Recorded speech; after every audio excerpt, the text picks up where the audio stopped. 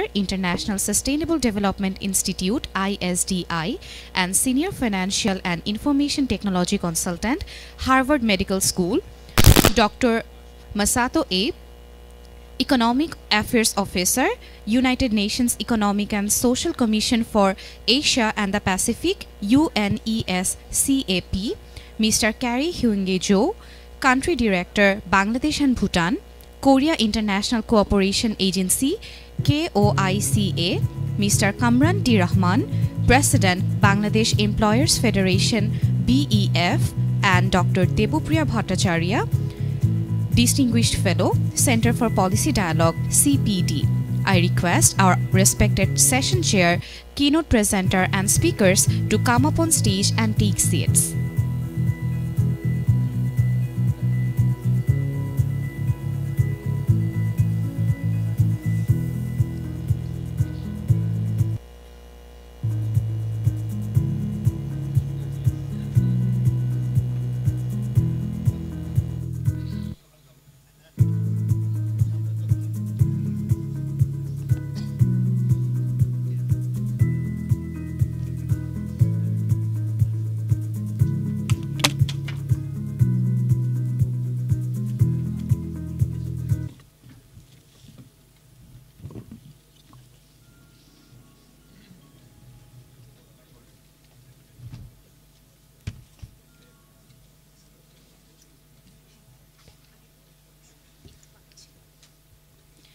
Thank you all for joining here us today, and we are looking forward to a knowledgeable discussion on the achievements and opportunities of SDG in Bangladesh.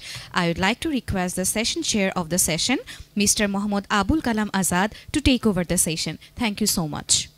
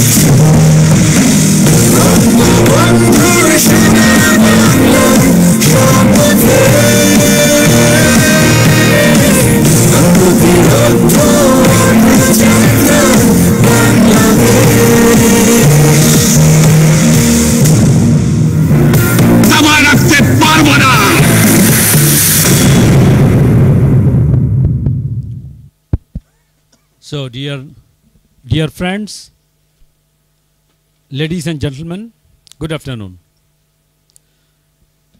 I welcome you all in this session on SDG.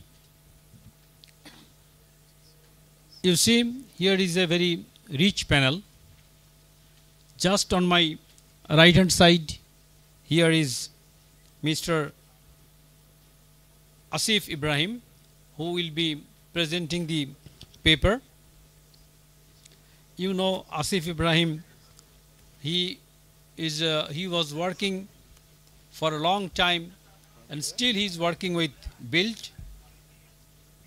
And on his right, Mr. Kamran T. Rahman, he is President of the Employers Federation.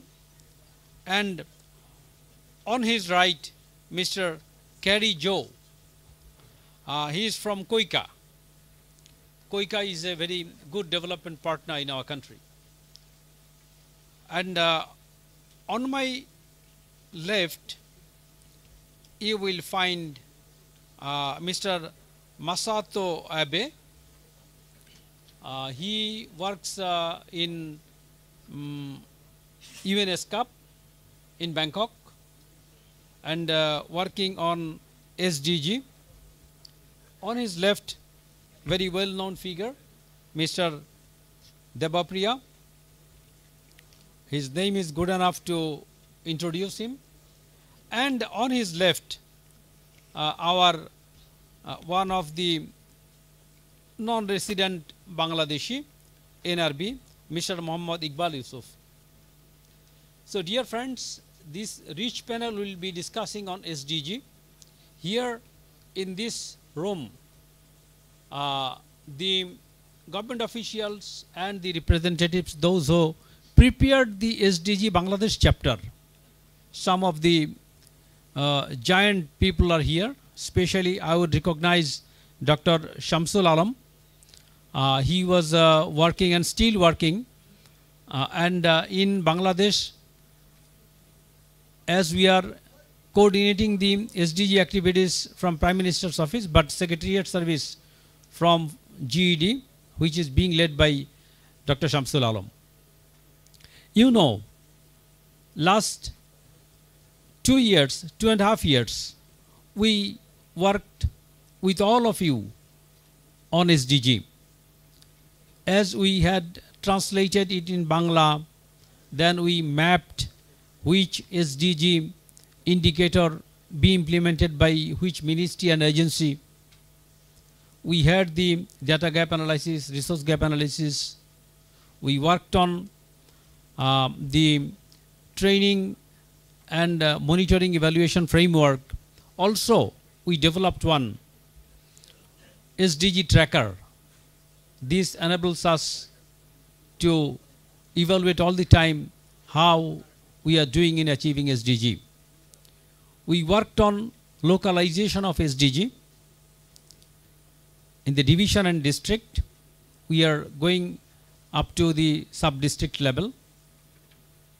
We had the voluntary national reporting last year, and this year we had national review of SDG, where we try to involve all the development partner and the non-government organization. With this backdrop, how to proceed with SDG implementation in Bangladesh, what are the challenges, how to overcome those, a paper will be presented by Mr. Asif Ibrahim. Mr. Asif.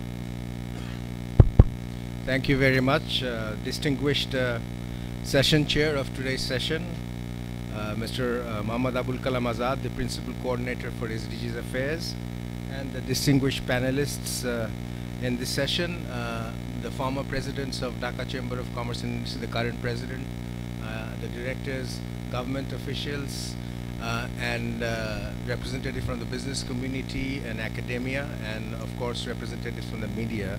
A very warm afternoon.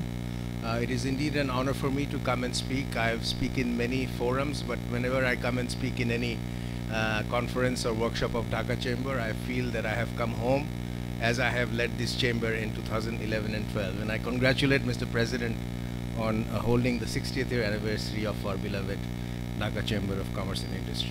Now, the presentation is basically you all know about the 17 Sustainable Development Goals that that we will be talking about. The government of Bangladesh has embraced a very strong plan to proceed with implementing these goals, and the political will is there from the very top. That is the reason why we have Mr. Abul Kalam Azad as the principal SDG coordinator in the Prime Minister's office. So all the entire efforts of achieving the goals will be driven from that office, along with, of course, as you mentioned, the GED and other ministries. Mapping has been done who will do what.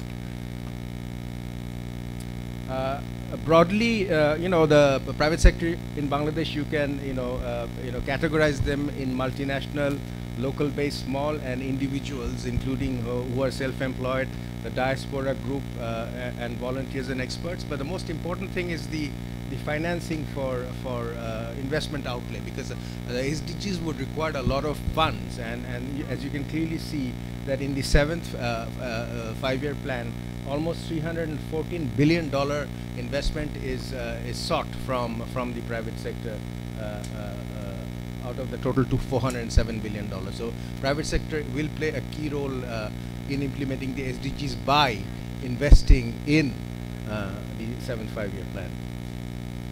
The government has earmarked trust sectors, which are agriculture and food processing, ready-made garments, information communication technology and software. There is a strong emphasis on that. Then there is pharmaceutical, leather and leather products, light engineering, and jute goods. But now, if you want to put those SDGs in terms of which sectors or which areas they correspond with, out of the 17 sustainable goals, 3 goals can be noted with utmost importance, where the private sector can play a very important role.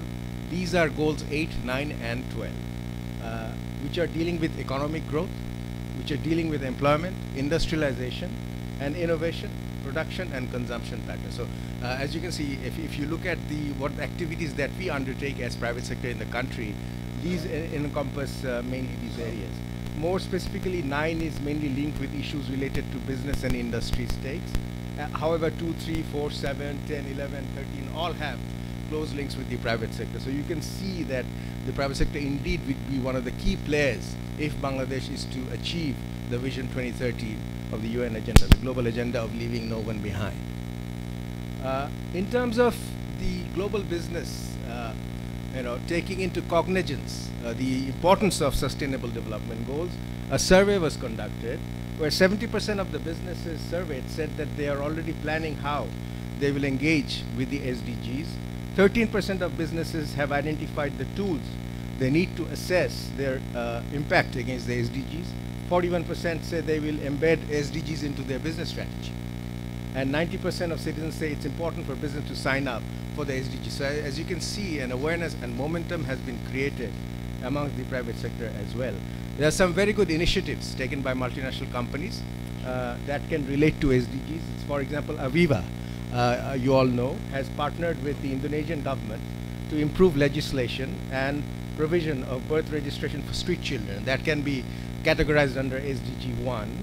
Then MasterCard with the World Food Program have rolled out an innovative e-voucher program in Lebanon to deliver food assistance to Syrian refugees. That can be categorized under SDG 2. Then Swed Fund has some projects. So as you can see, some initiatives which you can correspond and cross-link with the SDGs are already there. Good examples like Helvetic Group, Sky Power Global, Ahead of the Curve. All these initiatives can be categorized under several SDG action plans from the private sector. The main role that the private sector will play in implementing SDGs, you can say, in terms of employment generation, in terms of providing revenues for the government, which is very important for development purposes, creating domestic markets for an emerging middle class, corporate social responsibility, cooperation of international private business with local businesses, innovation and transfer of technologies, and investment in agribusiness sector and inclusive market development. Now, in terms of investment, it is very, very important that you can see from 2013 on 2017 and 18, the consumption was 70.81% was as percent of GDP was from the public sector, where the private it was 6.36%. Investment was 31.23% versus 30.51%. So to expedite the plans of the government, Vision 2021, along with the SDG targets, investment on structural development, rapid electrification, energy diversification, developed communication system, and communication technology are extremely crucial as we are talking about destination Bangladesh. And if you put it in the perspective of SDGs, I think these are the areas where the emphasis need to be. And I'm going to come in the later on in the presentation what we require as private sector from the government to get us going in those directions. Of course, from the perspective of job opportunity, the private sector employment generation is very key. As you can see, I'm not going to go into the details into the slide, but you can clearly see that in the individual proprietorship category, 60.9% of the employment of the population is done by the private sector. In terms of education, as you know, that there has been a significant change in terms of coming away from only the government-based educational institutions into private universities, into private technical and vocational institutes. A lot of these have come up in recent years, and they are contributing towards the goals of achieving these SDGs. 2015, out of 605 key beds, 106 were public, 7.4%, and 439 were of private, which is 72.6%. So you can clearly see that a significant investment is there from the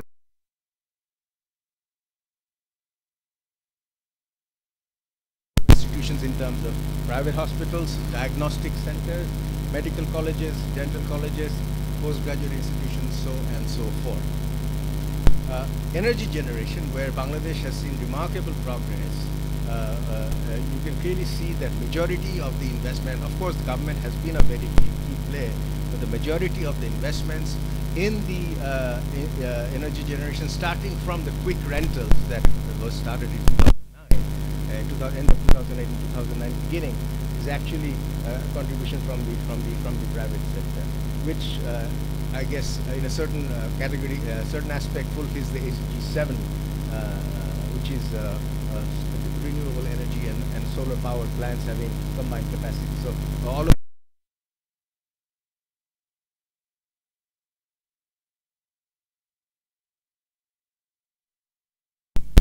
where the money is going to come from, and in terms of financing the SDGs, revenue generation will also be a key factor for the government. In inclusive business and agriculture, of course, the benefits are quite significant. In terms of inclusive business, they can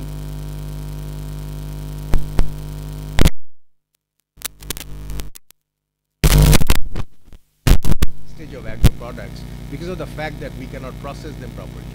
So there is a need for that, and the government can be that the agribusiness. If the agribusiness works, then they will get revenue, which will ultimately contribute to the GDP. You know, it's A plus B. There are some international standards which has come up very recently. The World Business Council for Sustainable Development, which is WBCSD, is a world leader in stock market and investment benchmarking. They outlined some initiatives of private sector, MSCI, which is Modern Index Strategy Indexes, and further created the Sustainability Impact Index to enable investors to incorporate sustainable impact into their processes in investment, aligning with it.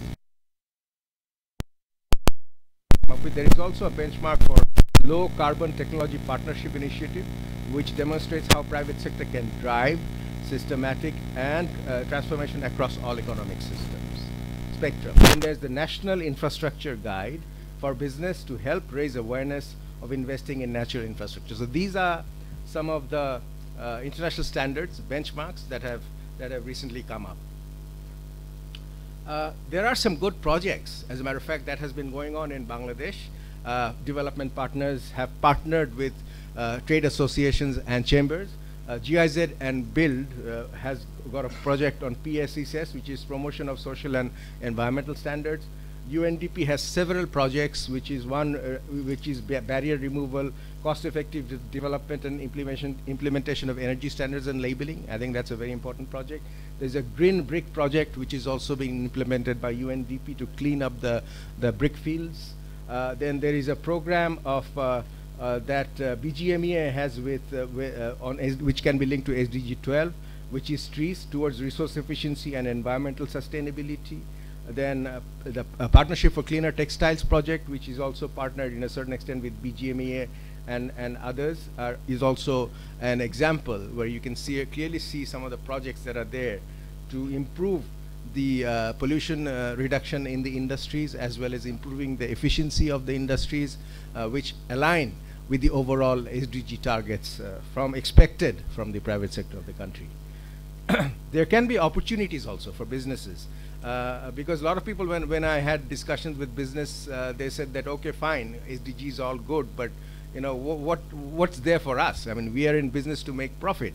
If we don't make profit, what good is to talk about carbon emission reduction? What good is to talk about reducing pollution and all that, investing in effluent treatment plants if we cannot make money?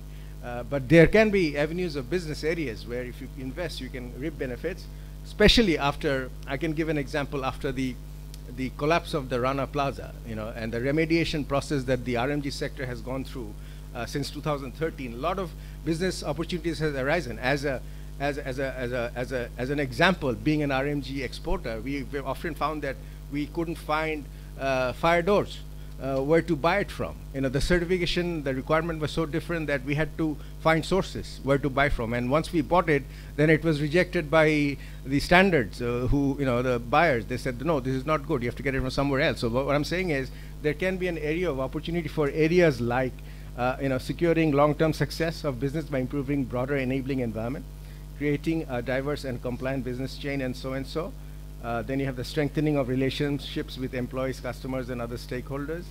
The sectors where you can invest in: safeguard instrument industry, as I had mentioned, recycling industry. There's a big scope in Bangladesh. Paper and pulp industry. There's a huge scope there also. Water purification, and there's a huge demand for clean and pure water in Bangladesh. We don't have enough industry doing that, so that is an area where investment can be made. Food waste management is an area that we can look into seriously. E-waste management is an area we can look in. There's so much of printouts that are being wasted across offices across the country. The cartridges of the printers, what are we doing with them? We're throwing them away. And they're going into the landfills and destroying the environment. So these are the areas, and also of course renewable energy. These are the opportunities of business for building new industries which will align with the SDG perspective. Now coming to the challenges, we face a number of challenges. As it was discussed in a morning session, the Honorable Prime Minister also mentioned that from the business side, from the chambers, from the associations, and we have formed a Private Sector Development Policy Coordination Committee, of which the chief guest was the chair. He held the position when he was the principal secretary. And we had submitted a number of proposals to the government from Business Initiative Leading Development Build, which is started by DCCI. And however, when we placed those proposals, there was a lot of enthusiasm to begin with, but when it went down to the bottom level of the bureaucracy or government offices, it seemed to be that the mindset was not there. Remember, the Honorable Prime Minister this morning talked about changing the mindset. It is the change of mindset that is required if we want to overtake the challenge. I think that is, in my opinion, that is the first thing. Then you have the SDGs incorporate issues of environmental quality, which is climate change, pollution, and biodiversity loss and deforestation. Infrastructural development is a problem. It is slow. Yes, there are projects that have come up, but I think, again, the proposal of Dhaka Chamber of Commerce and Industry for national authority for implementing and monitoring infrastructure development is very, very essential going forward. The financing requirement is huge. That is going to be a big challenge. Cost of fund is a big challenge for the private sector. There has been, in this very room, with the presence of Mr. Samsul Alam, we had many discussions that the Green Climate Fund that was made available to the Bangladesh government, unfortunately, we could not utilize most of the fund because of the stringent requirements that came with it, and we couldn't even find a national implementing agency from the private sector to channel those funds. So these challenges are still there that we need to overcome.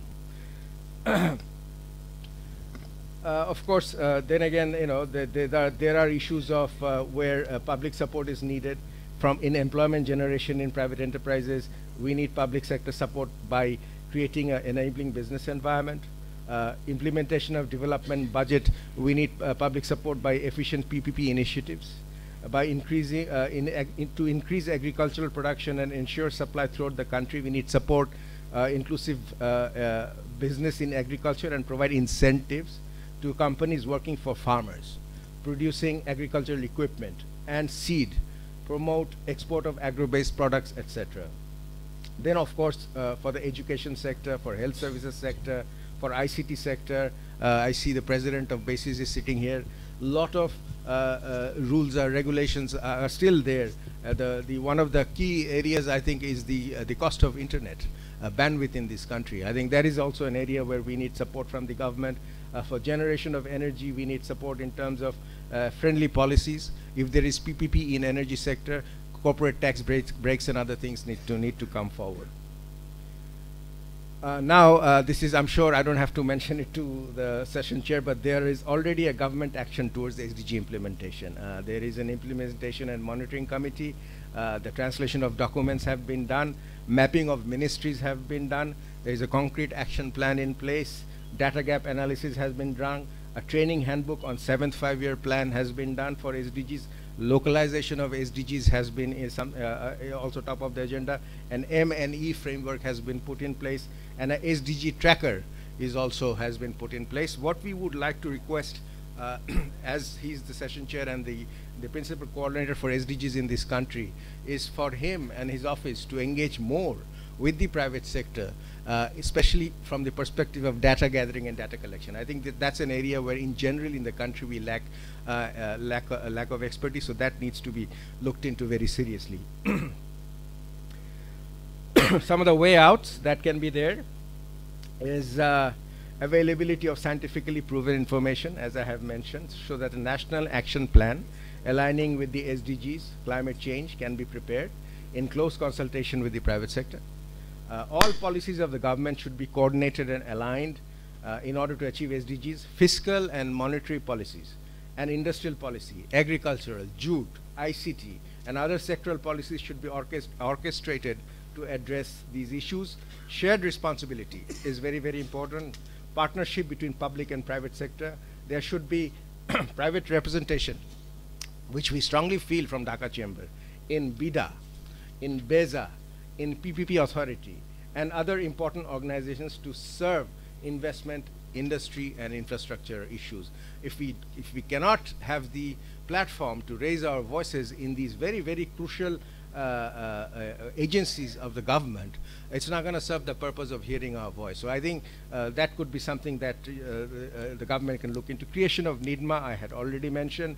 That can be something that can be looked into very seriously, and the Principal Secretary also mentioned in his speech in the plenary session. So I think this is in the works.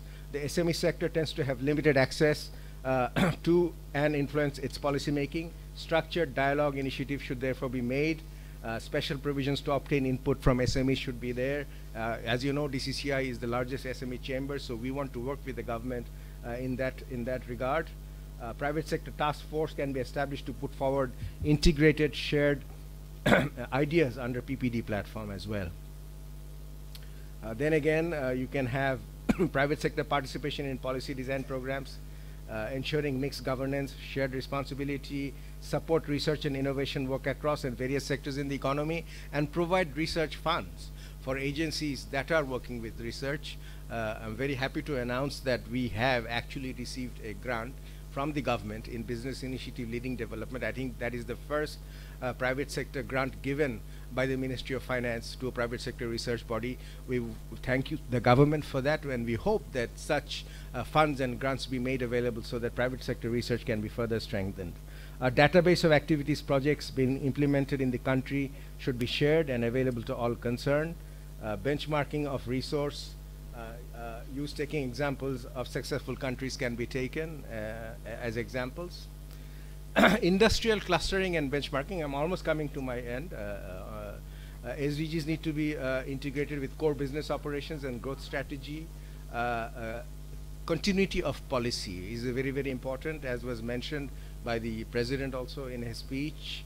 A framework and guideline is required to align the use of CSR with SDG and targets, which are, it's not there. That is something that can be looked into. Aid for trade.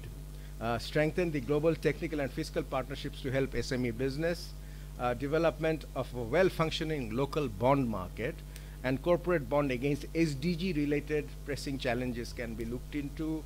Low-cost banking sector, SDG financing for private sector, and green fund by the central bank can be made easy, the process, so that more private sector can avail such funds.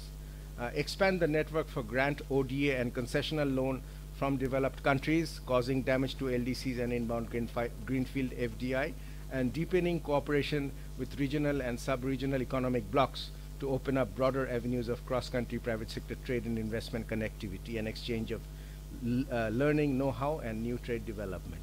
So basically, that is all I had in my presentation. I would hope that the private sector of Bangladesh, as we are moving forward in the development path of Bangladesh from being a LDC to a developed economy, now we are seeing more and more special economic zones that will come up. More industrialization will take place, but we want to set an example. As this is the new economy, as this is the new century, we want to create example by creating energy efficient industries. We want to create examples by building industries which do not pollute the environment. Yet we want to remain profitable and create employment, be efficient, and take the momentum forward so that Bangladesh indeed becomes a developed economy and a destination to business in future. Thank you very much. So thank you, Mr. Asif Ibrahim, for his very extensive presentation, covering almost all the issues, challenges, opportunities, mindset, biodiversity, role of BESA, BIDA, National Action Plan, requirement for having NIDMA, private sector task force, industrial clustering, aid for trade, so many. I believe with this rich panel, we will get further ideas on this and also from participation of the floor. Now I'd request first to comment on this issue along with the challenges faced by private sector, especially in health and education sector, Muhammad Iqbal Yusuf. So Mr. Iqbal Bhai, you have only 5 minutes time. I would request the organizer to give a signal after 4 minutes so that the concerned speaker can conclude in a minute, because we should do justice to this rich audience, because we need to hear from them also. So please keep time. Thank you. Thank you, Mr. Chair. I would request the presentation to be put up.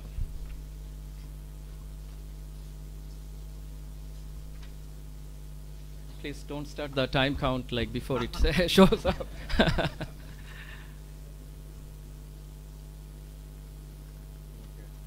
No, my presentation.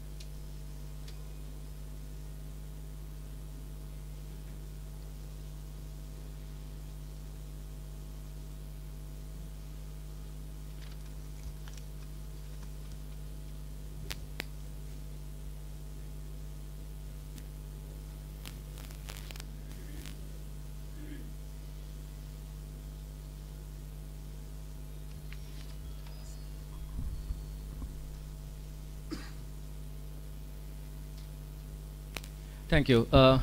Thank you. First of all, I would like to thank the DCCI for. I would like to congratulate them on their 60th anniversary. At the same time, I would thank the executive committee to giving opportunity to speak in front of such a nice gathering of experts as well as interested persons in SDGs.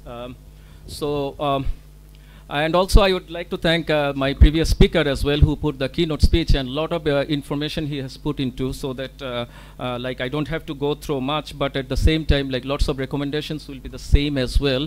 But if you have any question later, we can discuss about it. I would like to start with a comment from our Honorable Prime Minister. she mentioned like development partners have to come forward with financial and technical assistance to implement and achieve the sustainable development goals, and which is very important. We believe like the coordination among the government, private sector is good, but we need a lot of support from the international partners as well to implement the SDGs. As mentioned by the keynote speaker, of course SDGs we know the 17 goals prescribed by the United Nations to be implemented by 2030. But the important thing, because of this audience, I believe to stress on, SDG is an opportunity for businesses, which is very important. Just before I continue, can I see a hand raise, like how many of the audience here are from the business people actually? So big part, that's what like my targeted audience was, and also like the government. Of course, both social and for-profit and non-profit businesses. Yes, and from the government officials? Can I see hands? Thank you. Thank you. So majority are here like businesses, of course, profit, non-profit, as well as like public services as well. Okay, that slide particularly shows which was the keynote speaker has explained.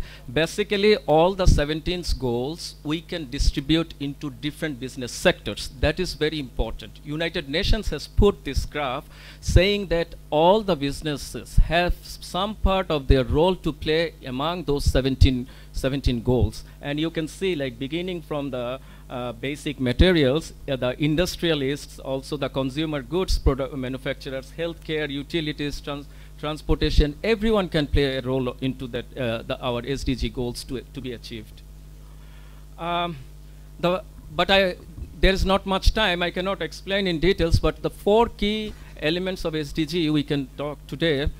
Should be like one of the things, the climate change, and of course Bangladesh not being the main responsible for the climate pollution, but being one of the big victim of it, we need to address that issue. And the climate change, like for that climate change, I understand it is our recommendation that we need a big support from the international community and development partners to address that issue.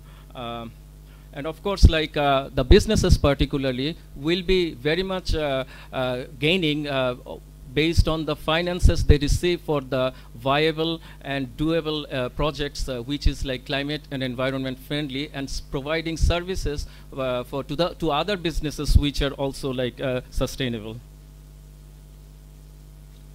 And of course, like businesses has to be themselves has to use the policy for sustainability, because if not like now, but in the coming future, we can see that the carbon taxes or like compliance as an issue for, sustainability as an issue for manufacturing out of Bangladesh will be coming in, like same as like for garment sector, where they came out with lots of compliance issues in recent days. So one of the London School of Hygiene reported that like the climate change, if we can address, pinpoint the climate change issue, then we can at least like from 8 to 10 sustainable goals we can achieve within a very short time. And of course that's a significant amount of time, money, and people resources to be saved. Okay, it's not easy. So of course, like I will not go into that slide. The energy is one of the very important sector, and I understand that currently the renewable part is very low in, but again at the same time, due to the demand of the industry side, the government have to generate like a good number of from the fossil fuel, but there is also lots of clean technologies coming up. So the coal is needed, but there is cleaning the coal option the government is utilizing to achieve some kind of sustainability into that, so that we try to pollute the environment as less as possible. And there are many other new development has came up, new technology has came up, which the government can focus into, as well as the private sector, who are a big player into the generation of the energy. And then comes the infrastructure, which I think like Dhaka Chambers of Commerce, like and industries, like focusing a lot in this, particularly in this seminar.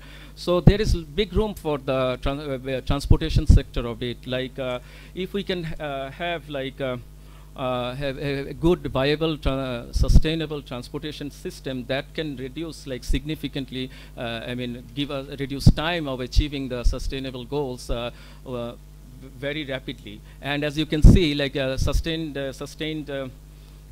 transportation system has impact on health, energy, decent work and economic growth, resilient other resilient infrastructure, sustainable cities, sustainable consumption and production, and sustainable ocean seas. Basically, most of the sustainable goals could be achieved with the sustainable transportation system. And then the last part of it is the information technology. Everyone understand, my previous speaker has also mentioned, the role for ICT into achieving the sustainable goals is like obvious, and it is happening. Big thing, rapid ICT-based services is the will be helpful for the needed transformation, and Bangladesh obviously did and can do a more beyond the leapfrog, like to catch up with the other developed countries, like in the technology sector, and of course for SDGs to meet it, it needs both government and private sector support to meet the ICT related sustainable development goals. And the 5 way it can benefit is that it can any kind of development we can do it in a global scale. We can ICT can benefit like deploying any kind of services and products within a very reasonable amount of money and within a short time. Public awareness is already built with an ICT based community, and then global and national support is always there for upgradation and new applications, and low cost online platforms could be used for training and development purposes, which is very important. So some of the future technologies coming up, Internet of Things, robotics, artificial intelligence, 3D printing, and blockchain will be the future. I hope the ICT industry will be catching up and focusing on to those technologies which will be a key player for achieving the sustainable development goals in coming years. And I will not go through it, but as I mentioned, big data, artificial intelligence, and blockchains will play a big role in coming years for achieving by 2030. Of course, like if we want to go there within that time or before that, we need to use all these kind of technologies coming up. So this is a framework as like government in the middle of policies and government and the institutions are in the middle of making the policies, but the big infrastructure infrastructure investment, human capital investment, and technology investment will be the key, and ICT will play the role of bringing everything, all of them together. So what we need, the final suggestions to the government, human and as well as the private sector, is that the building human capital development.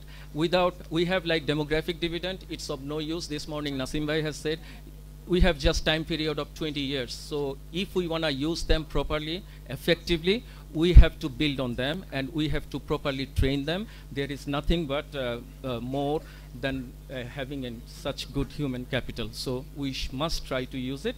Technology, technology, technology. In order to achieve it 2030, we must have to implement as much technology as possible, and Bangladesh doing well into that field. And finally, build, build, build. We have to go a lot of infrastructure, connectivity, as my previous speaker has mentioned, to achieve those goals. So thank you so much for your time. We'll talk later. So thank you very much. Mr. Iqbal Yusuf, he discussed on so many issues, 4 elements, and especially on climate change. And we all know the climate change, less carbon, energy efficiency, more tree plantation, carbon capture, this can change the situation. He took only 9 minutes 15 seconds. I would request panelists to conclude by 5 minutes. So now I would request our good friend from ESCAP, Mr. Masato Abe. Mr. Masato.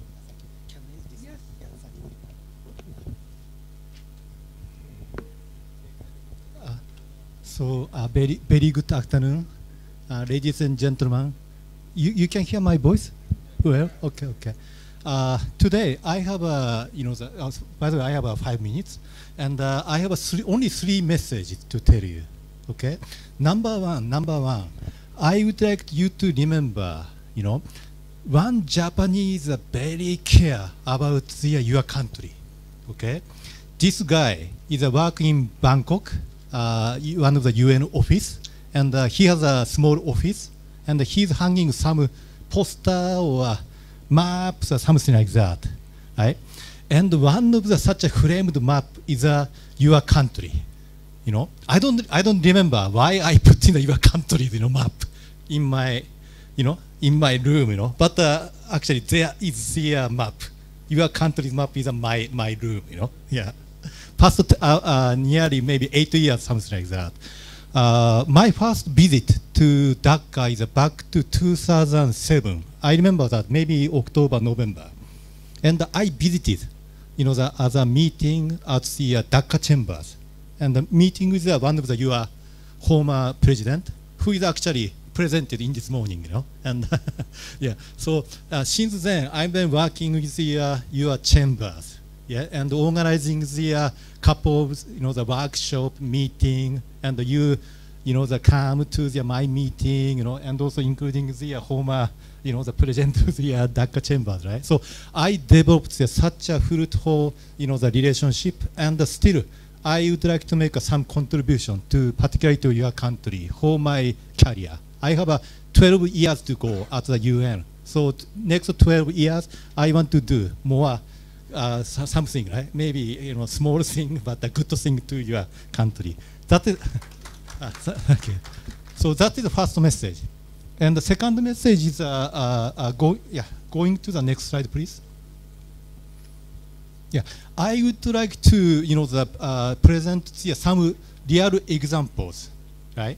UN is working with some of the people in your countries to contribute to the implementation of the SDGs.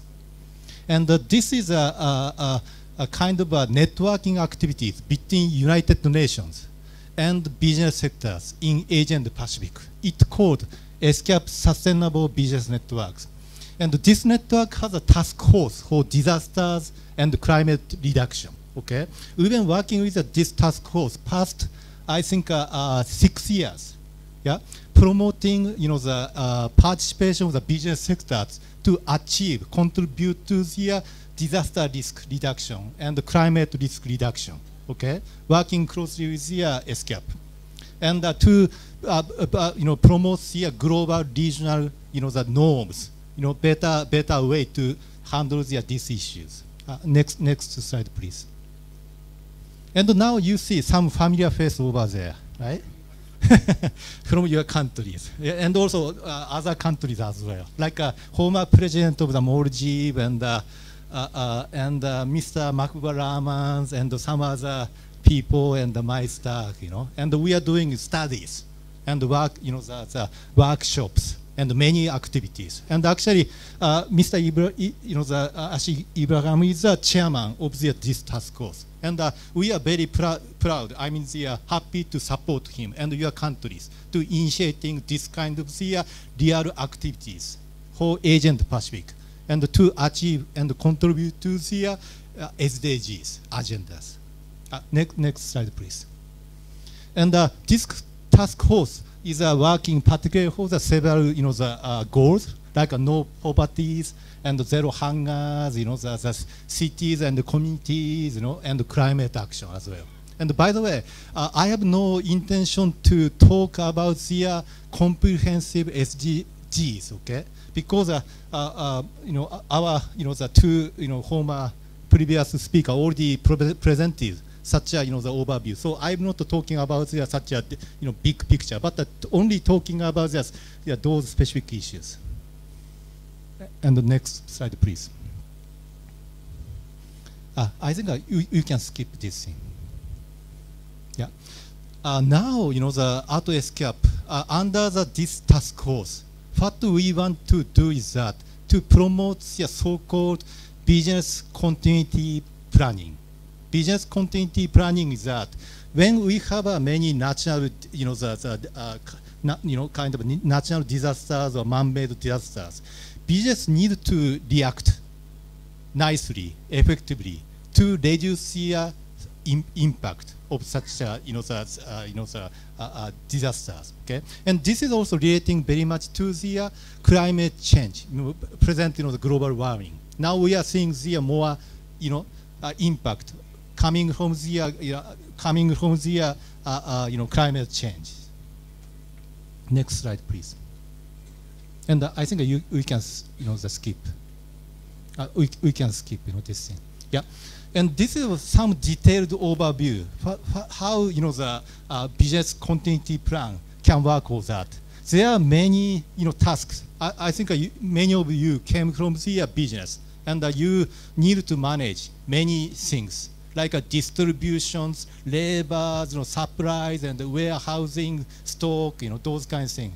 And many things might impact, coming from the some event, chaotic event. So business people need to, prepare to handle those things. This is one of the simplified dialogue, about those impact. Now we would like to promote these things through the task force, which I, introduced you earlier. By the way, now I already moved to the third point. Third point is to promote the business continuity planning. Okay, sorry, I forgot to tell you. This is the third point. Now I'm coming to the very end of my presentation. And the next slide, please. I think I can skip. Okay, this is a very important. Probably I could use this as a final message, right? This is talking about the chambers of commerce, the roles. Yeah, like a Dhaka Chamber of Commerce and Metropolitan Chamber of Commerce, Chittagong Chamber of Commerce, and the International Chamber of Commerce Bangladesh. Yeah, you are a member of those groups, right? Those Chamber of Commerce, business association could be the kind of role to coordinate with other agencies to implement and enhance the business continuity capabilities through teaching and teaching your the members and also coordinating with your government. Okay, this is showing such your roles, right? So in this sense, having said so, our one of the idea is that working with the business business networks, which we have been working with this. And particularly, you have a very good relationship with my office, UN office, to promote this type of the roles of a Chamber of Commerce, as well as to sell the usefulness of the business continuity planning in the future to deal with the natural and man-made disasters in the future. So now I stop here. Thank you.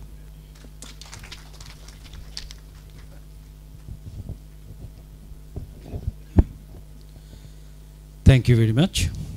Discussing on sustainable business network, also the task force issues to impact the development and role of chambers. Very brilliant ideas. We need to look into how far these can be implemented in our country.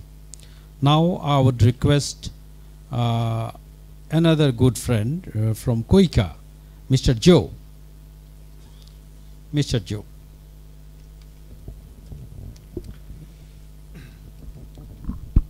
Thank you. Can you hear me? Yes.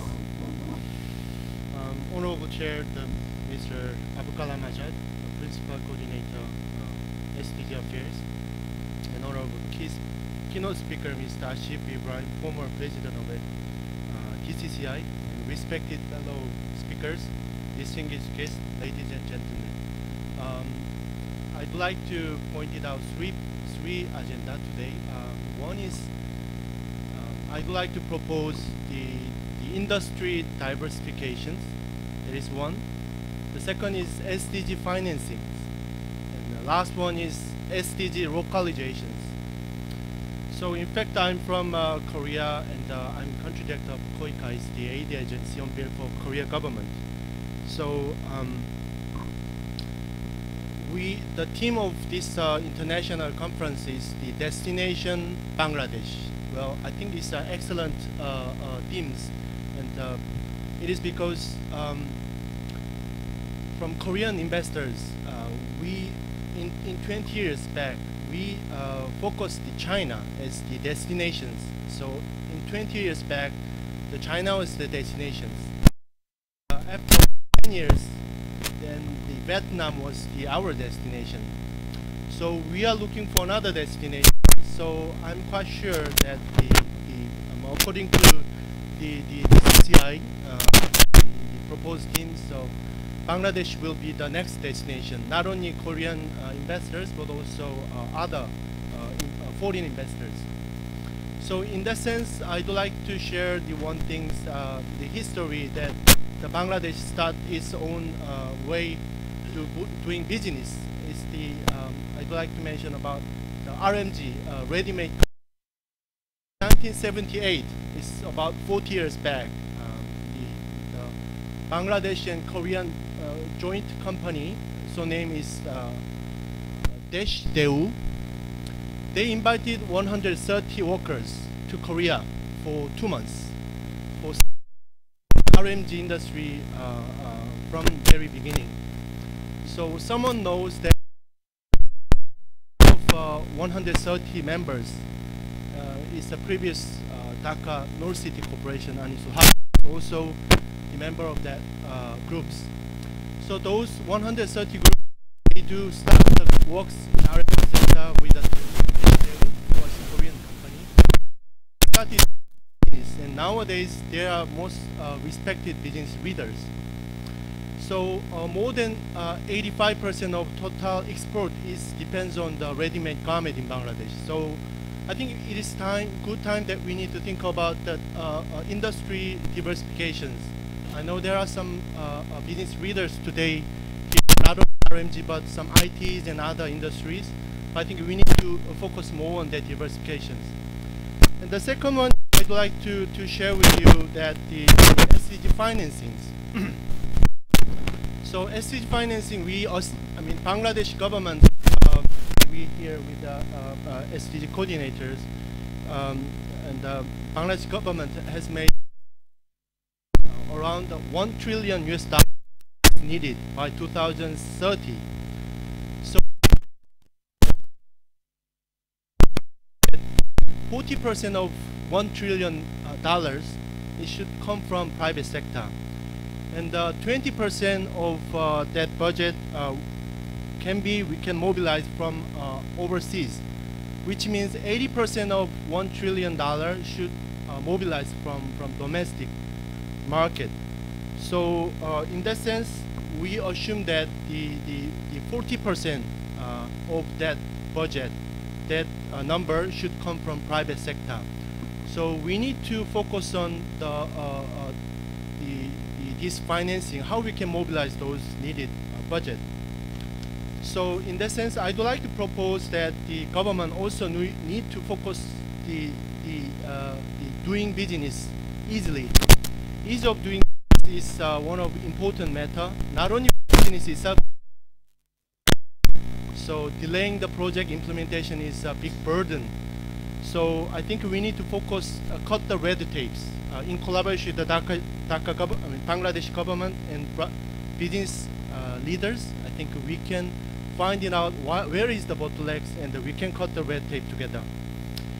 And we'd like to focus the good governance. Bangladesh government's already made a good result, but we need to do more. And in collaboration with the private sector, we need to focus the good governance, and we need to facilitate this change and this development in collaboration with the private sector.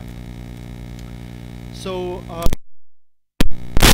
I know that the SD trackers, our previous colleagues already mentioned that it is a very initiative approach, so I'd like to mention that. So the last one I want to mention is the SDG localizations, which means we need to make our own language about the SDGs. So today is the kind of reason why we are all together. So SDG, although it is being started from all around the country, Bangladesh has to make the SDG own language. So in that sense, the involvement of private sector is very important. I'd like to share that the Korea, now this year we celebrate the 45th years anniversary between Bangladesh and Korea. So it's the same that the CCI celebrate the 6 years anniversary. I hope that 5 years later, while Korea celebrate 50 years anniversary, in line with DCCI for 65 years anniversary, our bilateral trade volume is annually 1.5 billion US dollar, but we plan to expand those the larger than volume. So in terms of ODA volume, accumulated volume is around the 1 billion US dollar as a concessional loan, and the 50 million US dollar grant support. So we do like to expand that volume, and also we do like to work closely with the Bangladesh business leader for not only implementing that project, but also made a plan and designed those development program all together with your insightful ideas. Thank you very much. Thank you. Dhanyabad. Thank you, Mr. Joe. He mentioned about 3 issues, especially industrial diversification, financing, and localization. And in terms of diversification, he emphasized on IT. But we know in a study, 3 specific area: pharmaceuticals, leather, and agro products. He discussed on how to mobilize the finance, ease of doing business, and all this. We all know that Korea and Bangladesh, 50 years back, the status was almost same, but difference came after that. We need to look into how much we can learn from Korea. Now I would request Mr. Kamran T. Rahman, President Bangladesh Employers Federation, especially how private sector can achieve the SDGs. Thank you, Chair. All protocols observed, may I go straight to the point. SDGs are built on the foundations laid by the MDGs, which seek to complete the unfinished business of the MDGs and respond to new challenges. The SDGs are therefore more ambitious than the MDGs.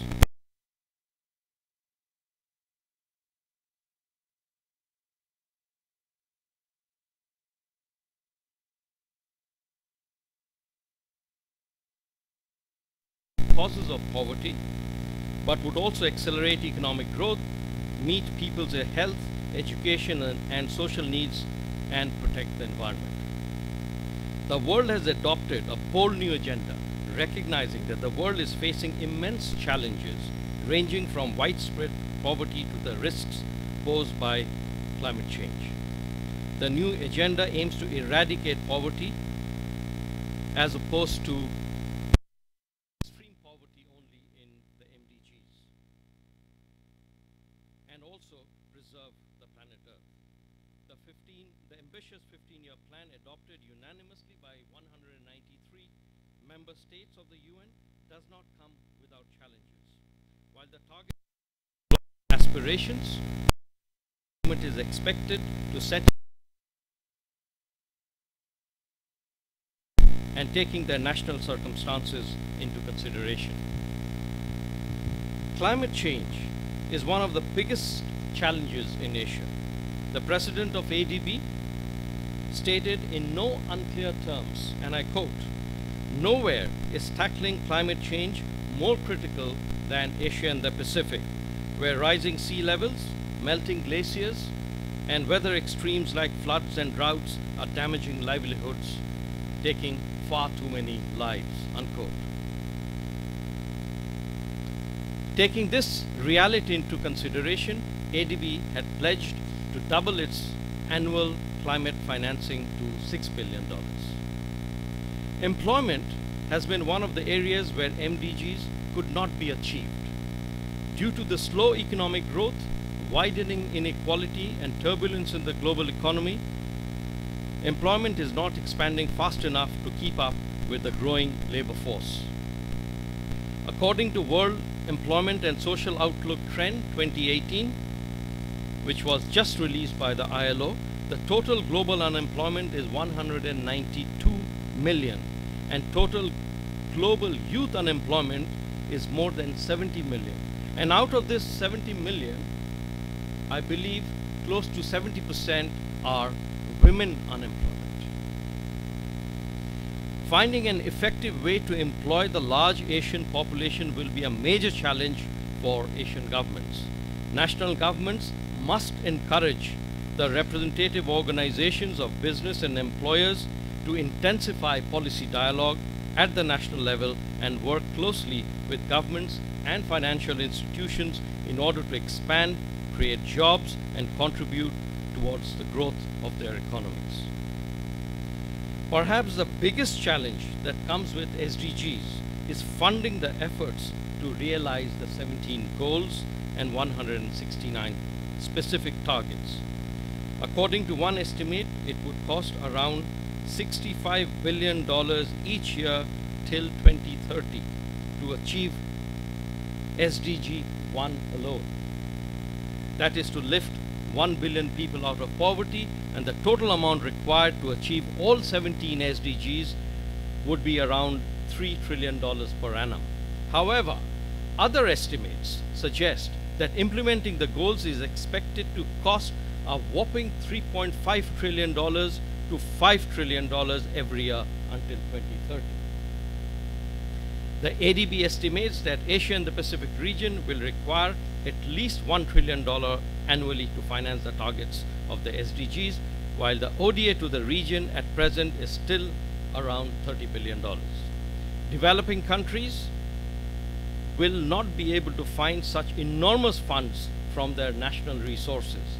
This will no doubt require significant financial commitments and international financial institutions, national governments, as well as the private sector. The aspirations and ambition of the SDGs are to be lauded, but one cannot be oblivious to the major challenges and impediments that can derail progress towards prosperity for all. Governments from the region should engage in active and informed campaigns to harness funds. Steps should be taken to ensure consensus on appropriate and measurable indicators are reached within a reasonable time frame. It is important to acknowledge, however, that it is not enough to just meet goals that are measured in numbers. The ultimate target has to be to bring qualitative strides in each area of development. Only then the SDGs will be successful in their endeavor of bringing positive change in people's lives all over the world. Now let me come to the Bangladesh scenario a little. There are about 1.8 to 2 million people who are joining the labor market every year. And it is not easy to create employment for all 2 million people. Automation, groundbreaking technologies, and artificial intelligence will take away jobs. They are here to stay. It's already happening. Look at the sweater industry within the RMG sector. If we look at 5 years ago, maybe 80 to 90% of the workers were working manually. Today, all the factories are going for automation. They are replacing people. Skills and development for the future is something that we have to look into. We have to see to it that we are able to reskill our workforce. We have to see to it that skills are imparted in our technical training institutions in such a way that they're able to join the labor force which are required by the industry. We need to narrow the skills gap. We need to see to it that we narrow the gap that's created between supply and demand of our workforce, which our industry requires. I would like to harp on one other point, which is regarding food security. I understand today our national yield, correct me if I'm wrong, I believe our national yield of rice production is around 3.5 tons per acre. An Indian farmer created international headlines recently when he harvested 22.4 metric tons of rice per hectare from his 1 acre plot in Tamil Nadu. as opposed to his usual 4.5 metric tons per acre. I'm not saying we are going to reach 22.4 tons per acre. Nobody's reaching that level. That might have been a one-off situation. But the fact of the matter is, we are working hard on it. We have to see to it that we encourage local level R&D to increase our agricultural yields. For instance, for rice, at least we should aim to reach 7 metric tons per acre within the next 3 to 5 years. Infrastructure development has already been mentioned by a number of speakers now as well as earlier in the morning. I will not go into details. Sustainable and renewable energy development. This is an area where a lot of work is being done. More needs to be done, and I would like to congratulate the policymakers for having this policy of net metering. This is going to help the renewable solar energy program that has been that we have developed, and we are working on it.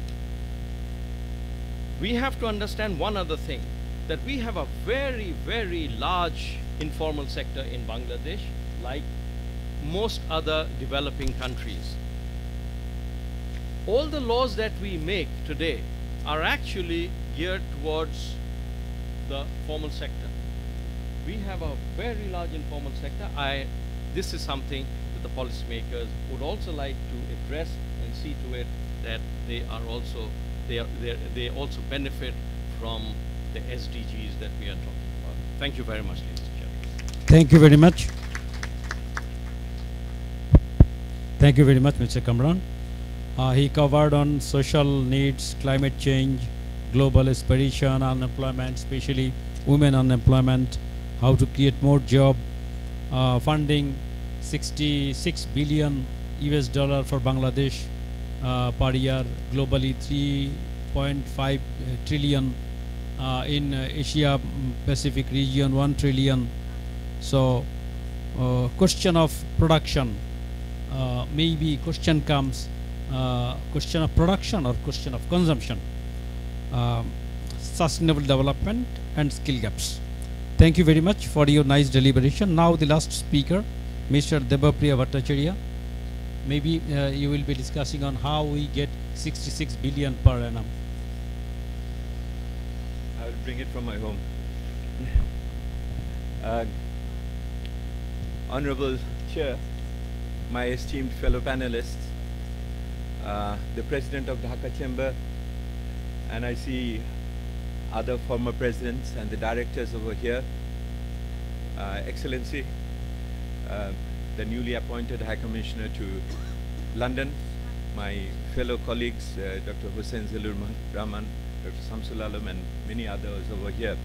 It's a great occasion for me because I've been invited to this session to celebrate the 60th anniversary of Dhaka Chamber of Commerce and Industries, and it had been one of the pioneering trade bodies over here, and I have had the good fortune of collaborating on many occasions with them, and I'm very pleased to be here. I'm humbled by the invitation.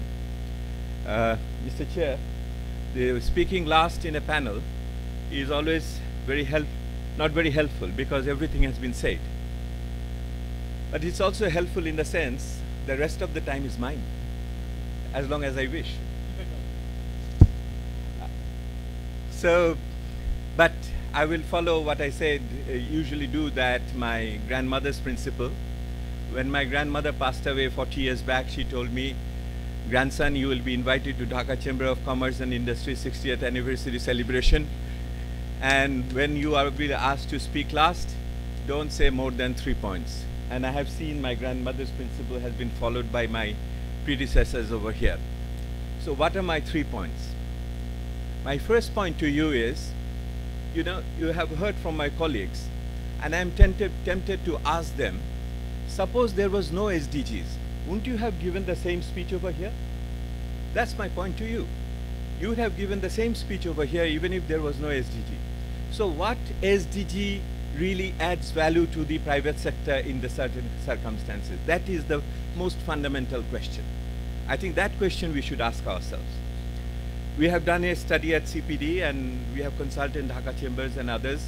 One day we will have an opportunity to share with you the findings. Our first point findings on that is that if you look at the three pillars, and if you add the fourth one as well, the economic, social, and environment, and if you add governance with it, this goal number 16, you will see that there are 4 issues which are coming out very straight. On the economic issue, the labor issue comes out very strongly.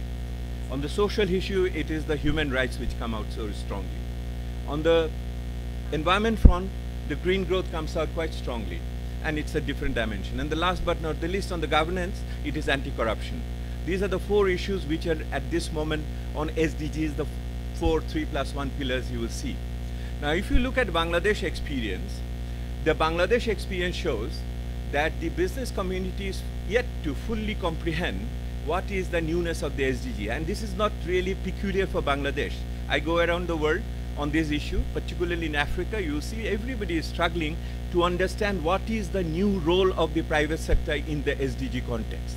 What exactly is the new forms of partnership, and what is the new forms of intervention, what new institutions and incentives one would require to make the private sector work much better, more efficiently, and more inclusive way in favor of SDG. This is a major issue over there.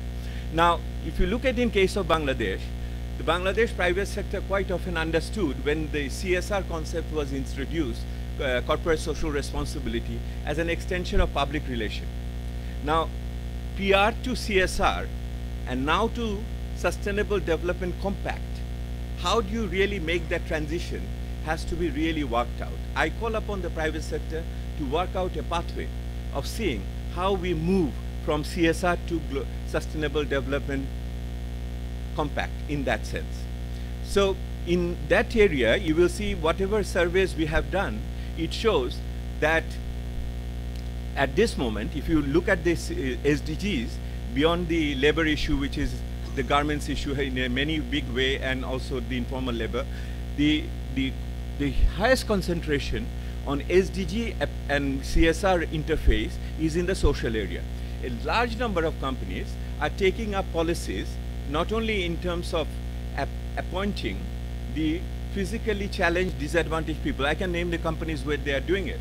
They're also looking about the expecting mothers and also some children related activities over there, and then they go on for disasters responses and other things.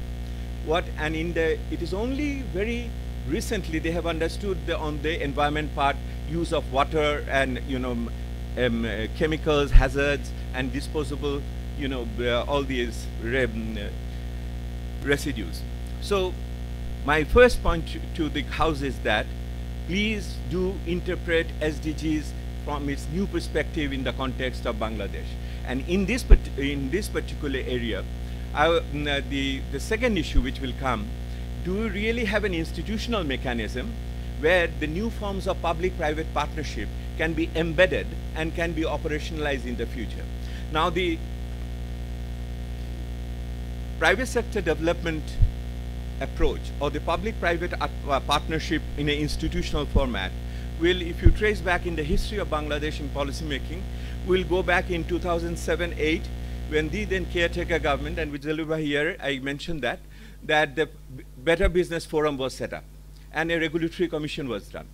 Thereafter, what we have now is under the chairmanship of the chief coordinator of the SDGs at the Prime Minister's office is the Private Sector Development Policy Coordination Committee. Now, the Policy Coordination Committee, the challenge of the Policy Coordination Committee is that the decisions which are being taken, are they being properly and efficiently and timely being implemented? And what are the feedback mechanisms through which you ensure the real success of those decisions which have been taken? Now, this is for Mr. Azad to consider whether he would like to put all the decisions which are taken at the Policy Coordination Committee on the website. I don't know if that is possible.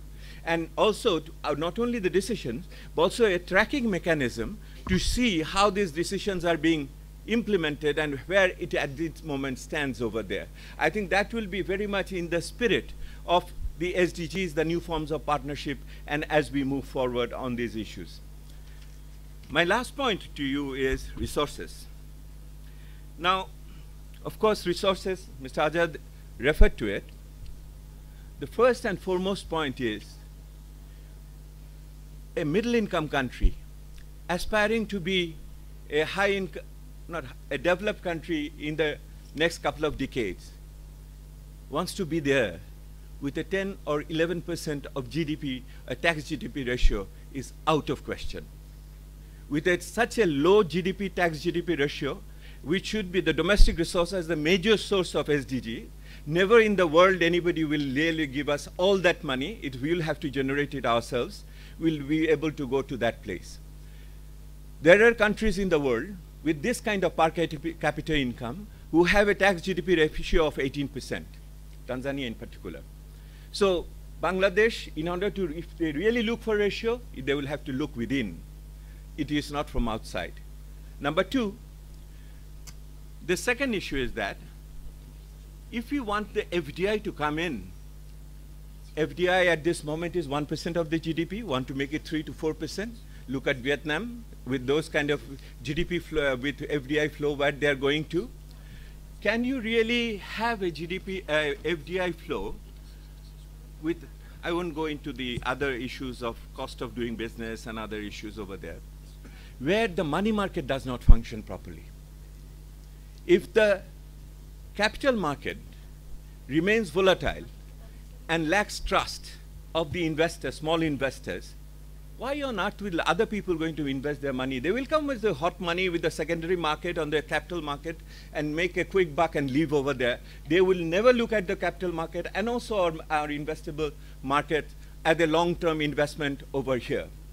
So with capital market in certain situation, it is a strong indication to the outside investors we are not yet ready for it. The second issue is that the anarchy which we have in the banking sector.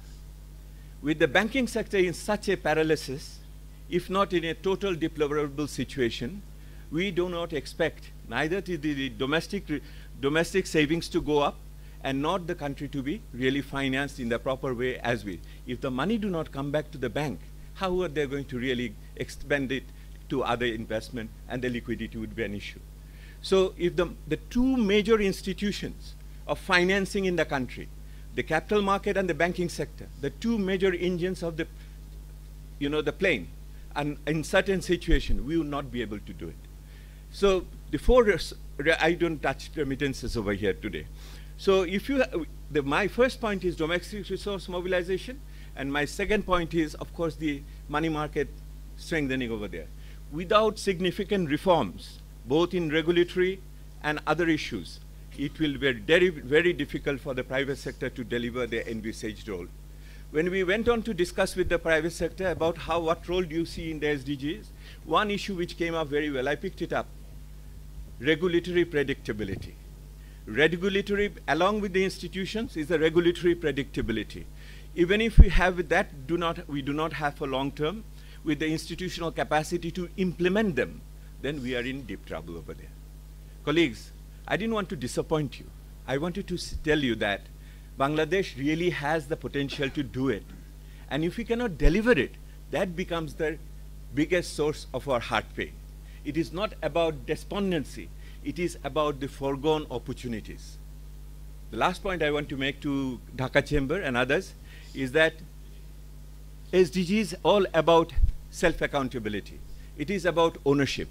Think about producing a sustainable development report on your part on the basis of your voluntary commitments in delivering SDGs in the country. It is at the end of the day, we ourselves have to look upon ourselves. That is what I believe in. Thank you very much for your time. So thank you very much. Thank you very much, Mr. Debapriya.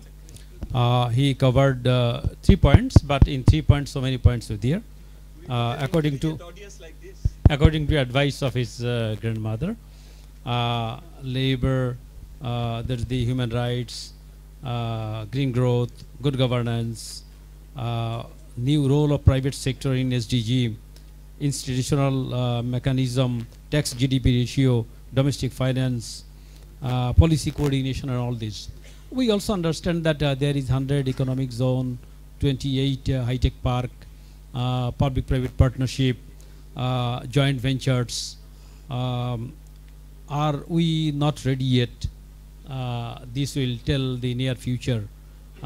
When we had our 6th 5-year plan, then it was a presumption that it will not be possible to implement the 6th 5-year plan. When the 7th 5-year plan came, then the same prediction was there. I believe looking into all these, taking this challenge, Bangladesh will go forward. Now I would request open the floor, limited open, because time is very short. I would request the audience, the participants, please, if you want to contribute any question, so microphone will be there. So my request will be, if you have comment, very specific, you have question, again, very specific. So microphone, Shamne.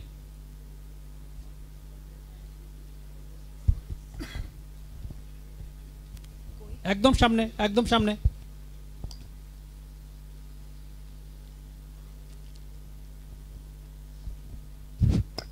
Thank you, Chairperson. I have two recommendations for adding value to our SDG goal, because MDG, we did a couple of MDG before the time limit. I hope we have a plan to successfully complete and add few things in our MDG, other country SDG, which other country can follow. One thing would be how will we include NRB in the whole ecosystem, because if we don't bring our NRB's connection in the SDG strategy, we might lose a big market for the private sector. Another area I would like to highlight, I don't know it's covered, most of the big mega project military is involved in Bangladesh. How we can bring them here in the discussion, in the business, because if we go back to Silicon Valley, most of the companies in Silicon Valley is supported by the defense industry. So after next 12 years, we will be spending $1 trillion. Some of them will go to the defense in the country. We have to bring academics and the military expenditure and some sort of innovation through the platform private companies. So we can build stuff, we can export it, and maybe using blockchain and new technology, we can come up with a global big companies from Bangladesh. Thank you. Thank you very much. Yes, here, second row on my right, on my right.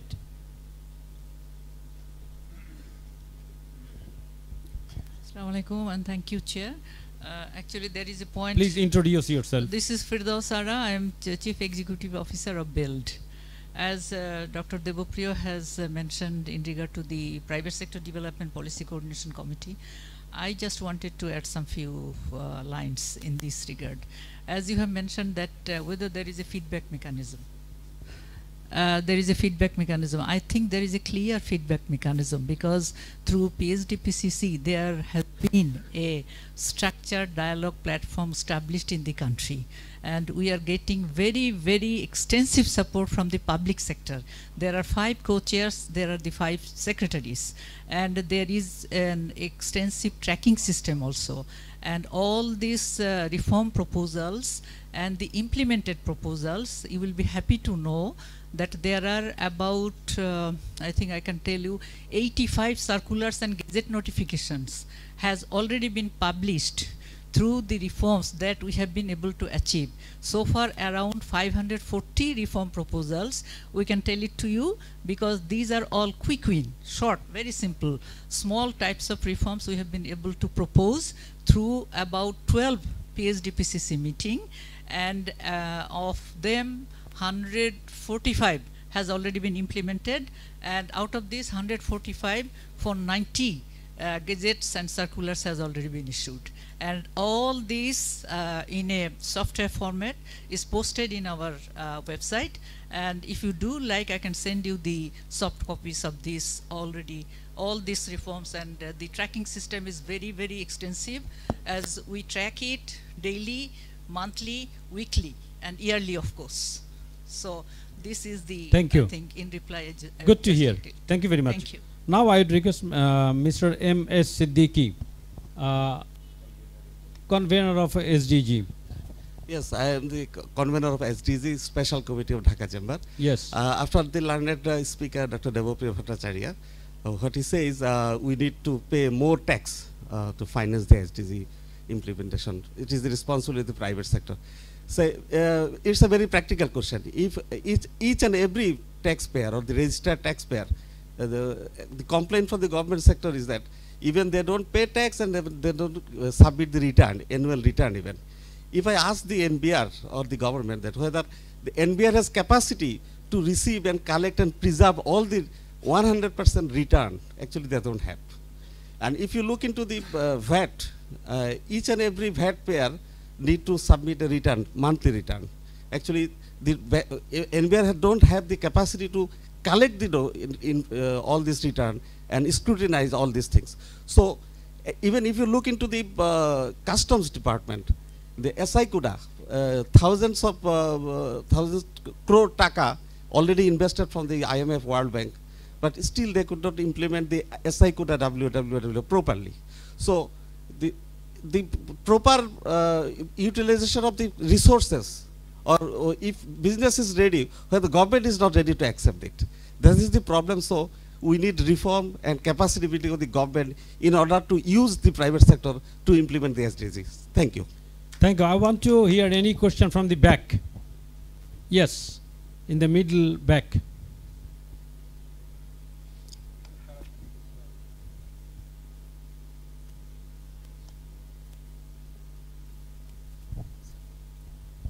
Thank you, sir. I believe this will be the last question. Thank you, sir.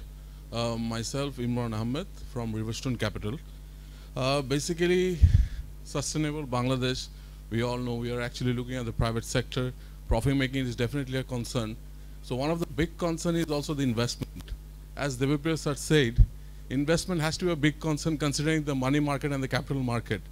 And at this moment, I think it's a high time for Bangladesh for synchronization of the regulators who are actually within this boundary of capital market and money market for the development. Unless and until we can do that, we cannot develop a domestic financial instrument which can be actually exported outside and revenue can be collected. On the other hand, financial cost can be reduced to generate a profitable venture, which will actually be a sustainable Bangladesh contribution. Thank you. Thank you very much, dear audience. I'm very unfortunate that I'm not allowing any further comment because of shortage of time.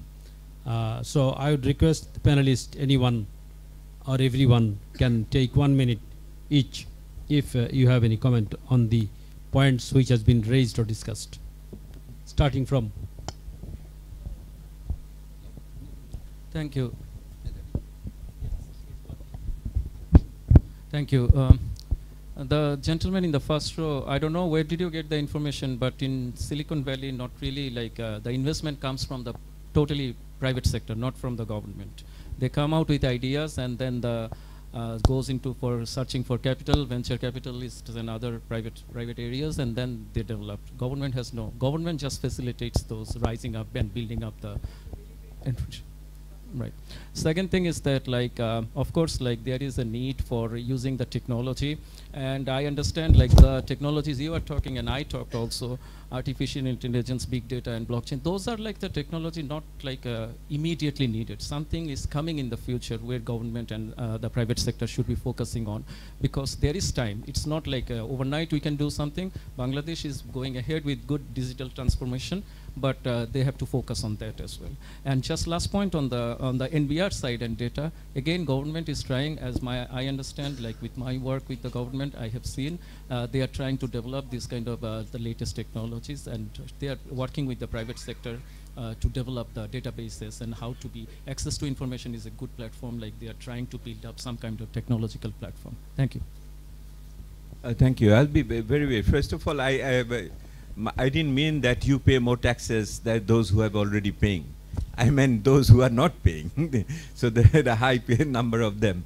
And of course, a large number of, a huge volume money is being taken out of the country. Illicit financial flow is at its top almost at this moment. So that is also another major area in order to tap our resources, that they don't go out of the country, what we generate over here. Just my simple point, I wanted to reiterate what my brother Kamran mentioned on the informal sector. If SDG has to really do an inclusive growth, definitely we will have to bring the small and medium enterprises, macro and the micro, along with the micro and minis, along with the informal sector where the major, the not so decent work is being created. Not because decent work is a major platform for SDGs. So I think the voice of the micro industries, the voice of the informal sector has to be somehow included in the new partnership of SDGs. At this moment, we do not have an instrument to do that. So that is where the localization may help up to your point. Thank you, sir.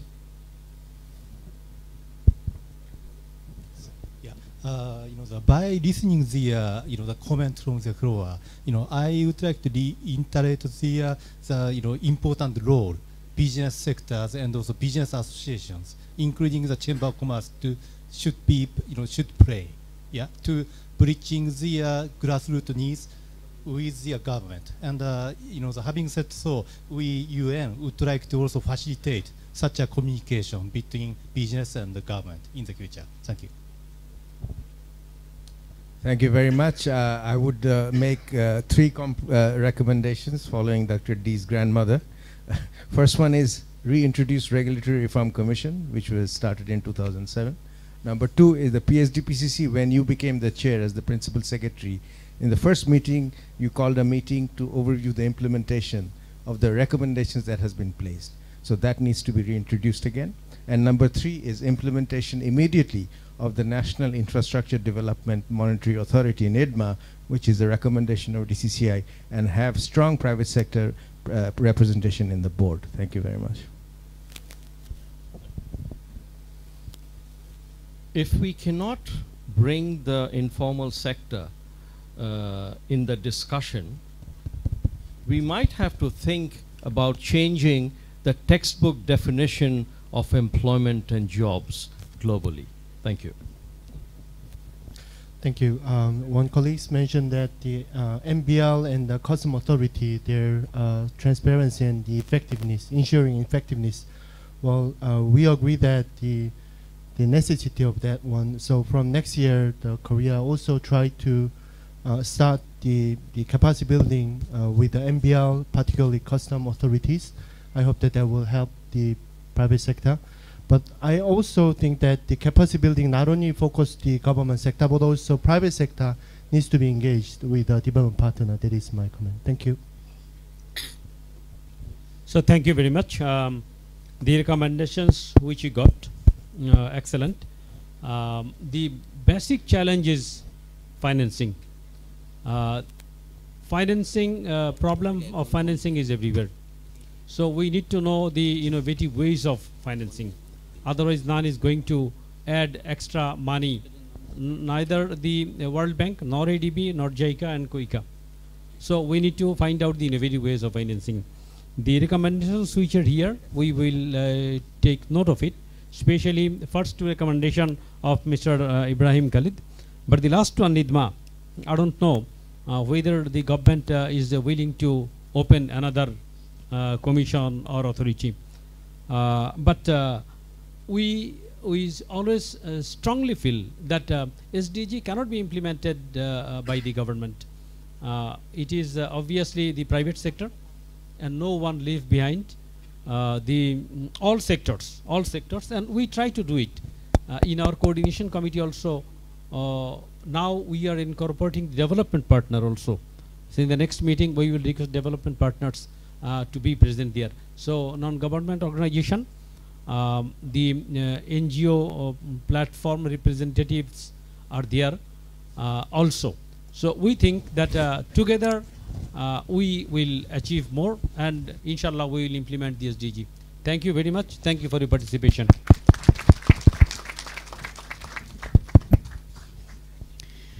Thank you, honorable speakers, for such a wonderful discussion. Now I request Mr. Abul Qasim Khan, President, DCCI, to come up on stage and distribute crests to our distinguished guests. At the very first, I request Mr. Abul Qasim Khan to hand over the crest to our session chair, Barrister Nihat Kabir, President, Metropolitan Chamber of Commerce and Industry.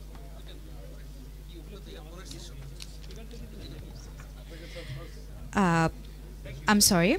I request Mr. Abul Kashim Khan to hand over the crest to our session chair, Mr. Mohammad Abul Kalam Azad, Principal Coordinator, SDG Affairs, Prime Minister's Office, Government of the People's Republic of Bangladesh.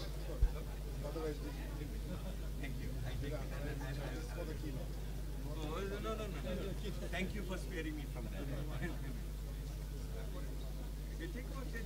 And now, the crest will be given to our keynote presenter of the session, Mr. Asif Ibrahim, former President, DCCI.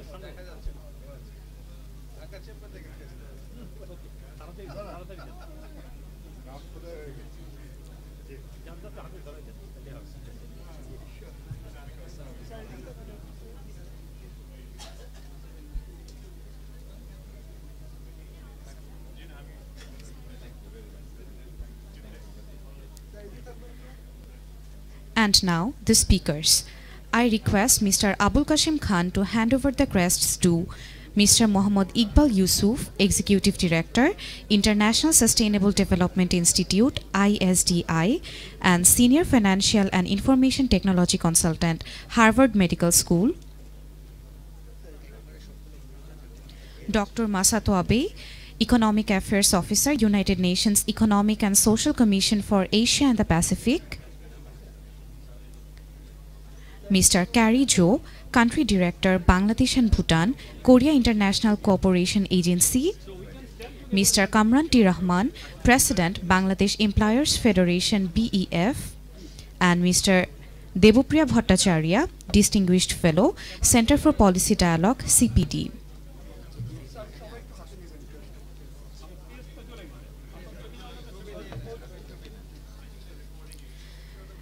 I request our speakers to remain on stage for the photo session.